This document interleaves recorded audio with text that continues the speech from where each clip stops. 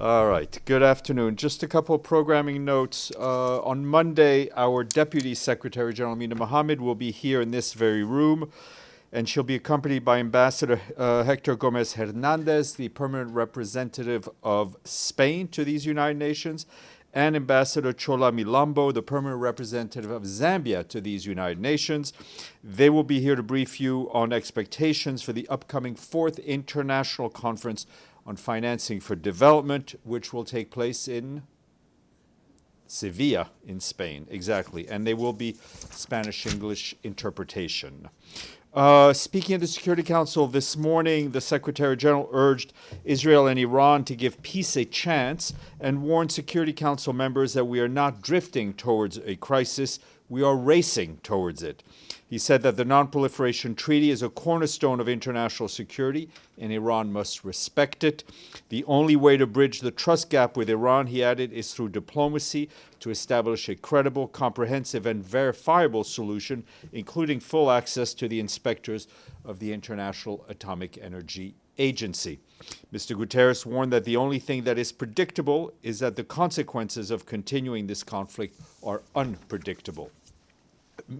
He was followed by Rosemary DiCarlo, the Undersecretary General for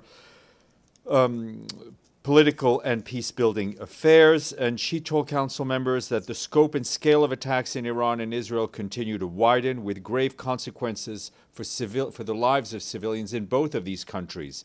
The intensifying cycle of attacks and counterattacks has resulted in hundreds of civilian casualties, including fatalities in both Iran and Israel. She added that we are teetering on the edge of a full-blown conflict and a humanitarian crisis. International humanitarian law must be respected, and that includes the principles of distinction, proportionality, and precautions in any attack. Ms. DiCarlo said that we welcome the talks between the foreign ministers of the Islamic Republic of Iran and France, Germany, and the United Kingdom that are taking place in Geneva, I believe, as we speak. We strongly encourage such efforts, she said. We must pursue every available opportunity to de-escalate, to cease the hostilities, and to settle disputes by peaceful means. Also briefing was Rafael Grossi, the Director General of the IAEA, and he told council members that attacks on nuclear sites in Iran have caused sharp degradation in nuclear safety and security there, though they have not so far led to a radiological release affecting the public. There is a danger that this could occur, he told council members. Mr. Grossi said he's ready to travel immediately and to engage with all relevant parties to ensure the protection of nuclear facilities and continued peaceful uses of nuclear technology in line with the agency's mandate, including by deploying agency nuclear safety and security expert wherever and whenever necessary. At 3 p.m., the Security Council will reconvene for a briefing on the maintenance of peace and security as it relates to Ukraine. Miroslav Yencha, the Assistant Secretary General in the Department of Political and Peace-Building Affairs, will brief on behalf of the Secretariat. And also briefing will be the Director of Operations and Advocacy at OCHA, and we will share those remarks with you as we can. Staying in Ukraine, I can tell you that our humanitarian colleagues told us today that attacks in the cities of Kharkiv and Odessa killed and injured civilians, including children and first responders. That's what local authorities are telling us. Homes, education facilities, and utility pipelines were also damaged. Additional casualties were reported in the regions of Donetsk, Kherson, and Dnipro.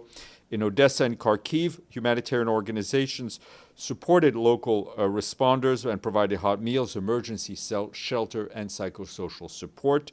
Meanwhile, an interagency humanitarian convoy today delivered vital aid to the communities of Bilozerka in the regions of Kherson, which is in the south of Ukraine.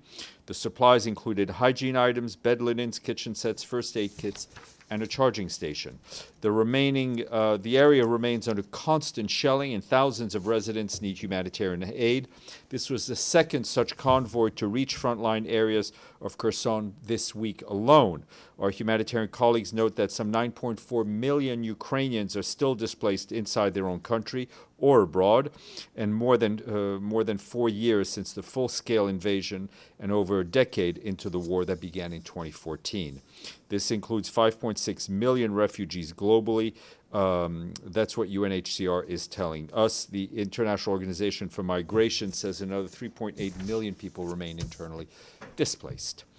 Turning to the situation in Gaza, our colleagues at the Office of the Coordination of Humanitarian Affairs inform us that Israeli authorities issued another displacement order today in Gaza Governorate, citing Palestinian rocket fire from that area.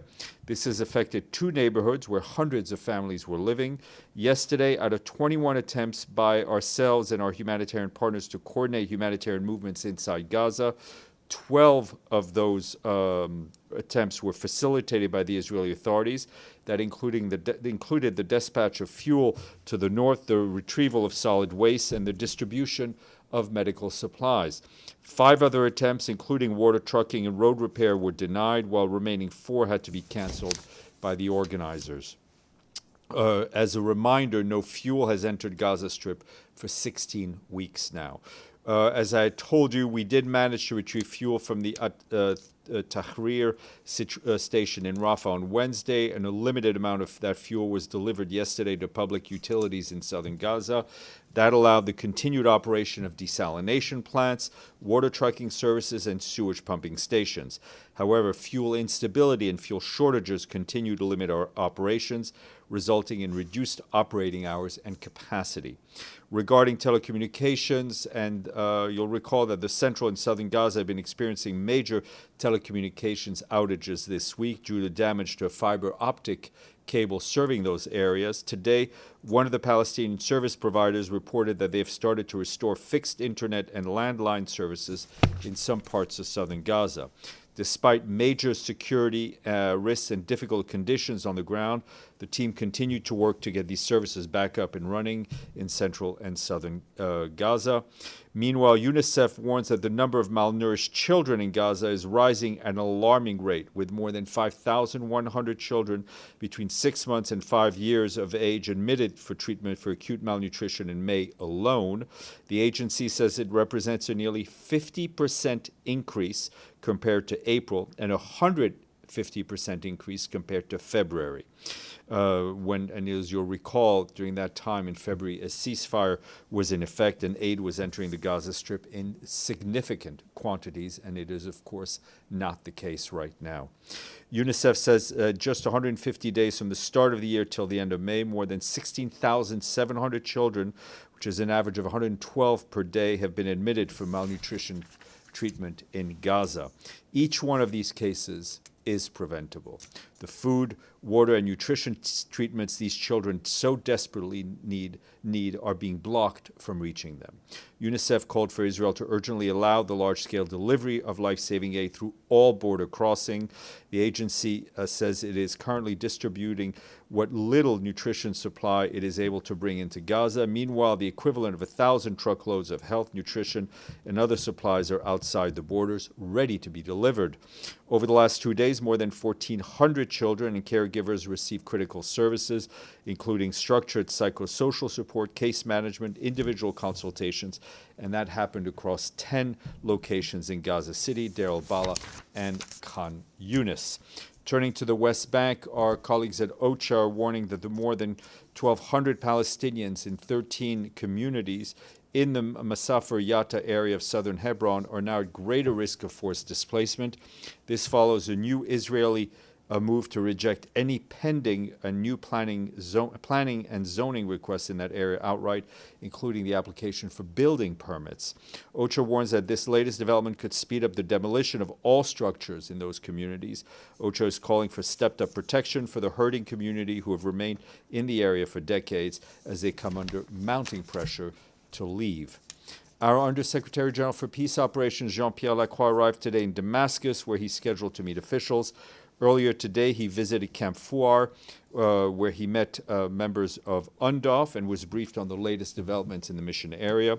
Prior to that, as you know, he was in Lebanon. Throughout his engagements with officials there, Mr. Lacroix reaffirmed the crucial role of the peacekeeping mission and the importance of the implementation of Security Council Resolution 1701. He also visited areas along the Blue Line and expressed his appreciation for the work of our peacekeepers operating under increasingly complex and challenging conditions. And he also held a last official meeting with the outgoing head of mission at UNIFIL, Force Commander General Aroldo Lazzaro, and he passed on to the Secretary General's deep thanks and appreciation for his work leading UNIFIL in these very challenging times. Earlier today, the Swiss government announced a generous financial package of support to the United Nations presence in Geneva. The Secretary General is very much appreciative of the Swiss Federal Council for this decision. We are determined to continue working in partnership with Switzerland to advance the cause of multilateralism. Our presence in Geneva remains an integral part of the United Nations system. The Swiss support for that presence is crucial. Turning to Sudan and the dreadful humanitarian situation there, I can tell you that we echo the calls of the High Commissioner for Human Rights, Volker Turk. Mr. Turk urged parties to ensure civilians can safely leave the cities of El Fasher, of Al-Dabibat, and El Obeid, as well as other places where civilians may be trapped because of escalation of hostilities between the two sides. He also called for thorough investigation into violations and crimes committed, and that those responsible must be held to account. And just to note that Mr. Turk will visit Sri Lanka on June 23rd. He will discuss there with officials a wide range of issues related to human rights, and he'll hold a press conference in Colombo at the end of his visit, which will be on the 26th of June. Earlier today, you heard from Virginia Gamba as she launched the Secretary General's annual report on children in armed conflict. And that report says that last year saw the highest numbers of grave violations against children in armed conflict since the UN started monitoring this 30 years ago. In 2024, the Office for Children in Armed Conflict recorded 41,370 incidents of such violations, 25% increase over 2023. Nearly 12,000 children were verified to have been killed or maimed, with the likely toll being obviously far higher. These places with the highest level of violations in 2024 were Israel, the occupied Palestinian territory, notably Gaza, as well as the Democratic Republic of Congo, Somalia, Nigeria, and Haiti. Ms. Gamba said that these findings should serve as a wake-up call, showing that we are at a point of no return. The full report is very much online. In his message for World Refugee Day, which is today, the Secretary General said that we recognize the millions of refugees forced to flee war, persecution, and disaster. He noted that from Sudan to Ukraine, from Haiti to Myanmar, a record number of people are on the run for their lives, while support is dwindling. And host communities, the Secretary General added, often in developing countries, are shouldering the greatest burden. This is unfair and unsustainable, he said, stressing that solidarity must go beyond words. For his part, Filippo Grandi, the High Commissioner for Refugees, is spending World Refugee Day in Syria with some of the 600,000 people who have returned from neighboring countries to their homes. He underscored that the day is also a moment to sound an alarm on the refugees' behalf. Now more than ever, he stressed, we must stand with refugees to keep alive their hopes for a better future. And on a related note, in Botswana, the UN team there welcomes the completed relocation this week of more than 460 asylum seekers, nearly half of them children, from a center for illegal immigrants to a refugee settlement. Our UN colleagues said the long-awaited move brings long overdue relief to people held in detention since 2021 and marks an important step towards upholding the rights and dignity of refugees and asylum seekers. Two more international days to flag. A bit on the lighter note, I would encourage you to do some stretching today because tomorrow is the International Day of Yoga.